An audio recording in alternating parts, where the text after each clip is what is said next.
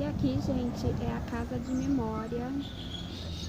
E a mocinha ela vai falar mais um pouco da origem, né? É um museu. Então tá aqui. Esse assoalho aqui é da época, toda a arquitetura de parede. Bom dia, podem chegar para essa sala aqui. Então essa casa aqui é conhecida por dois nomes, como Casa da Memória e Casa dos Cavalinhos. Casa da Memória, porque na parte de cima, onde antigamente eram os quartos, hoje ela abriga um grande acervo de documentos antigos da cidade. Entre eles, o mais importante, que é a Carta de Sesmarias, que é um documento de 1768. Lá ainda mantém esse documento original. Aquela parte de cima não é aberta à visitação, somente para pesquisa. Então a réplica dela foi trazida aqui para baixo, ela acabou descorando, não pode mais ser lida. Então ela foi redescrita no quadro abaixo, para que consigam entender como era a divisão de terras naquela época. Como se dava o início de uma cidade. E Casa dos Cavalinhos. Então essa casa de 1888 pertenceu ao seu Davi de Oliveira Santos. Na época, seu Davi era um jovem de 24 anos, estava noivo de Rosa Siqueira e desejava se casar. Não tinha dinheiro para a construção de uma casa, ele era apenas um caixeiro viajante, de uma família bem humilde. Ela era de uma família que tinha um posse, os pais não aceitavam o seu casamento.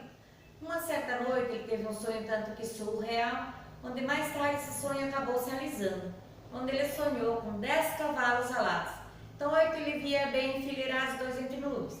No outro dia de manhã, ele pegou a diligência que ia a Curitiba, levavam 12 horas de viagem na época, fez os afazeres lá. Mais tarde passou em frente a uma loteria imperial e comprou um bilhete número 10, se referindo aos sonhos dos 10 cavalos.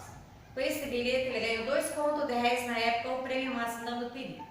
Então ele voltou para a cidade da Labarri, comprou todo esse terreno aqui por volta e mandou construir essa casa.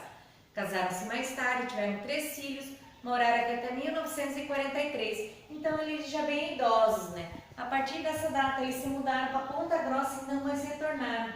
Venderam a casa para o segundo casal, que era o Pedro Mesmo Camargo, onde permaneceram nessa casa até 1990 e 92 ela se tornou museu. Então o seu Davi, numa forma de um agradecimento a seus sonhos se tornar real, mandou fazer os cavalinhos na fachada como ele viu no sonho dele. Os 8 que ele via enfileirados, ele colocou na frente, os que estavam entre nuvens ele colocou nas laterais da casa. E no centro ele colocou as iniciais do seu nome, DOS, Davi de Oliveira Santos, e o ano da construção, 1888.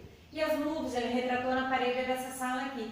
Então essa é uma pintura original da época ainda, né? O assoalho dela também é todo original. Naquela sala ao lado temos livros que pertenciam à Associação Literária Lapiana. Eles são de várias datas, 1870, 1884, a maioria deles em francês. Então na época as pessoas que tinham posse mandavam os filhos estudar para a França. Se utilizava mais a língua francesa, quando eles retornavam, eles traziam esses livros com eles. Assim fundou-se a primeira associação literária da Lapa, ou a primeira biblioteca.